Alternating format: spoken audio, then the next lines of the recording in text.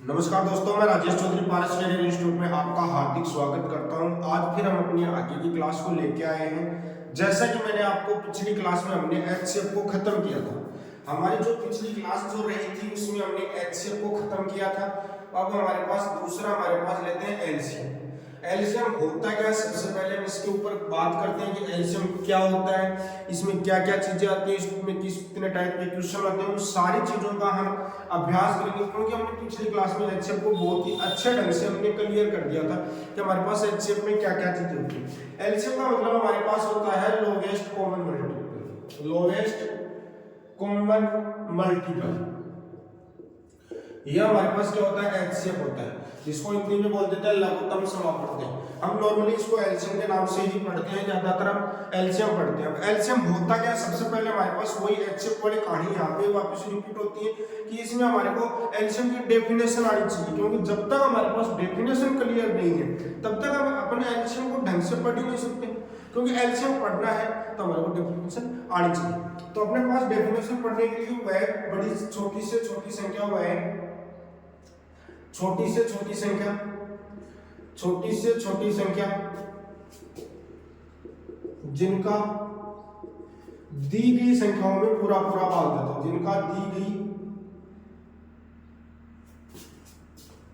वापिस थोड़ा सा, वह छोटी से छोटी संख्या जिसमें, वह छोटी से छोटी संख्या जिसमें दी गई संख्याओं का पूरा पूरा भाग जाता है, जिसमें दी गई संख्याओं का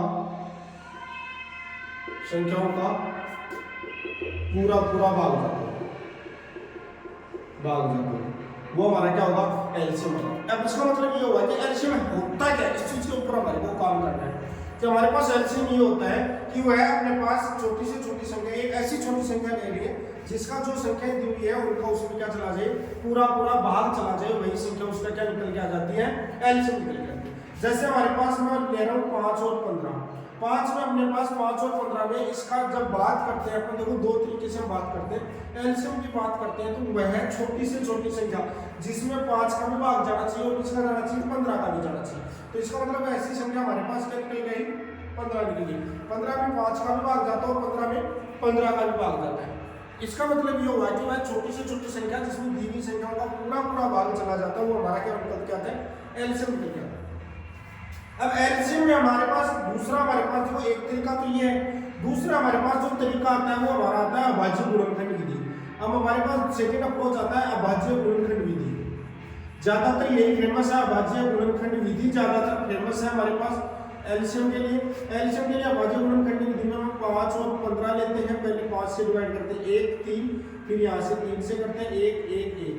अब इनको आपस में मल्टीप्लाई कर लेते हैं तो एलसीएम जो निकल के आता है वो 5 गुना 3 बोले तो 15 निकल आता है। बात समझ गए होंगे। तो एलसीएम निकालने के लिए हमारे को क्या करना पड़ता है कि एलसीएम के लिए हमारे पास इनका अभाज्य गुणनखंड विधि का लेते हैं। दूसरा हमारे पास क्या तरीका आता है, 5 और 15, 5 का 5 किसका फैक्टर है, 15 का, तो हमारे पास 5 को काट देंगे, 15 आंसर आ जाएगा। बात समझ में आई। दूसरा हम तरीका ये भी काम में ले सकते हैं, बिल्कुल सेकंडों में, चुटकियों में हमारे पास आंसर हो जाता है। तो साथ साथ इसको नोट कर लीजिए। आगे जब हम क्वेश्चन लिखते हैं, क्वेश्चन के द्वारा ही, अभ्यास से ही हमारा काम हो रहा है। आगे मैं नया क्वेश्चन लेता हूँ आज की क्लास का।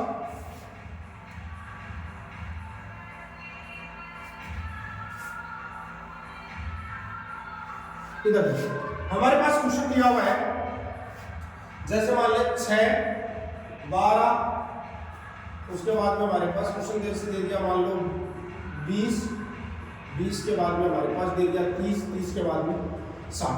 जो जिसका वेक्टर है उन संख्याओं को काट लीजिए। इधर देखिए 6 किसका वेक्टर है, 12 का वेक्टर है, 6 को काट दिया। 12 किसका वेक्टर है, 60 का वेक्टर है, काट दिया। 20 किसका वेक्टर है, 60 का वेक्टर है, काट दिया।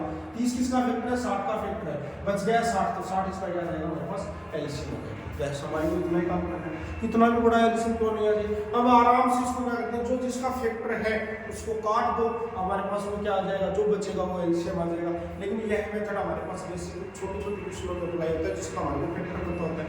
फैक्टर किनका पता होता है, जिनका हमारे को अपने को टेबल आती है, वहां तक हमारे को पता होता है। बाकी तो फिर पता ही नहीं रहता है, बड़ी संख्याएं आ गई तो हमारे पास करना बड़ा मुश्किल हो जाता है। तो हम ज्यादातर हम ये तो हमारे पास शॉर्टकट बताते हैं, बहुत सी टीचर ऐसी चीजें पढ़ाते हैं, लेकिन मैं नहीं बोलता आपको कि ये चीजें आप सही से कर पाओगे, क्योंकि ये छोटे क्वेश्चन आ जाते हैं तो आराम से कर लेते हैं।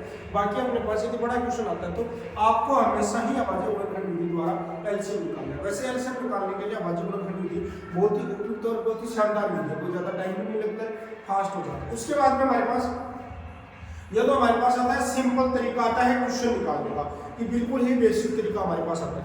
दूसरा हमारे पास पावर के रूप में आता है क्वेश्चन, जैसे मान लो 2 की पावर 6 गुना 3 की पावर 7 और 2 की पावर 3 गुना 2 3 की पावर 5 गुना 4 5 की पावर 1 5 की पावर 2 आपके पास ये।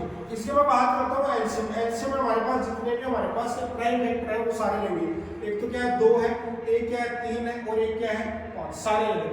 और इसमें जो मैक्सिमम पावर होती है और क्या होती है इसमें जो भी मैक्सिमम पावर होती है उसको हम ले लेते हैं। इसमें मैक्सिमम पावर 6 है, इसमें मैक्सिमम पावर 7 है, इसमें 2, तो ये इसका क्या निकल जाएगा एलसीएम निकल जाएगा। तो इस हिसाब से अपने पास एलसीएम निकालना कोई बड़ी बात नहीं है। छोटे छोटे क्वेश्चन आते हैं एलसीएम निकालने के लिए, बहुत ही छोटे छोटे क्वेश्चन आते हैं।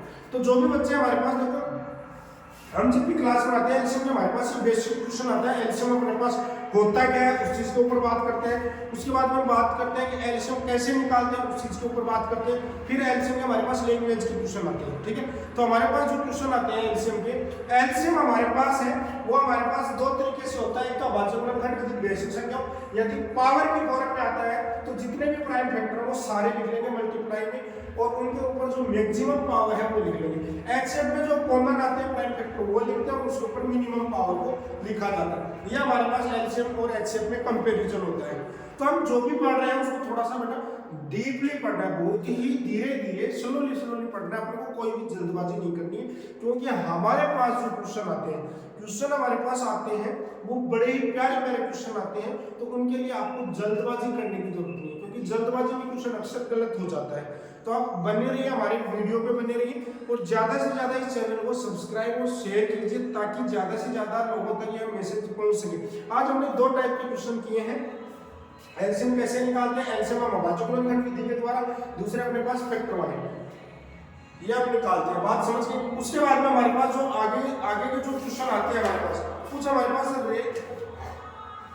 लैंग्वेज के क्वेश्चन आते हैं। तो लैंग्वेज के क्वेश्चन को हम कल की क्लास में देखेंगे, क्योंकि हम एक सीक्वेंस से देखेंगे। क्योंकि आज हमारे को सिंपल एलसीएम पढ़ना था, तो हमने सिंपल एलसीएम के दो एग्जांपल मैंने बता दिए। मैं आपको एक एग्जांपल और लेके बताता हूँ। जैसे हमारे पास ले लिया 4 की पावर 2 गुना 9 की पावर 3, और ये हमने 12 की पावर 2 गुना ये हमने ले लिया 15 की पावर 3। इसका एलसीएम निकालना। पहले इसको प्राइम फैक्टर 2 4 को क्या लिख सकते हैं 2 की पावर 2 की पावर कितना लिख दिया 2। इसको लिख सकते हैं 3 की पावर 2 की पावर 3। 12 को लिख सकते हैं 4 2 की पावर 2 गुना 3 की पावर 2, और यहाँ 15 को लिख सकते हैं 3 गुना 5 की पावर 3। तो यहाँ से 2 की पावर कितनी आ गई, यहाँ से कितनी आ गई 4, 3 की पावर कितनी आ गई 6, और यहाँ से 2 की पावर कितनी आ गई 4, सो 2 की पावर 2 और 3 की पावर 2 और 3 की पावर 3 आ गई 3 की पावर 5 और 5 की पावर 3। तो यहाँ से इसका जो एलसीएम निकल के आएगा वो 2 गुना 3 गुना 5, तो 2 की पावर तो 4 आएगा, 3 की पावर 6 आएगा और 5 की पावर 3, ये इसका एलसीएम निकलेगा।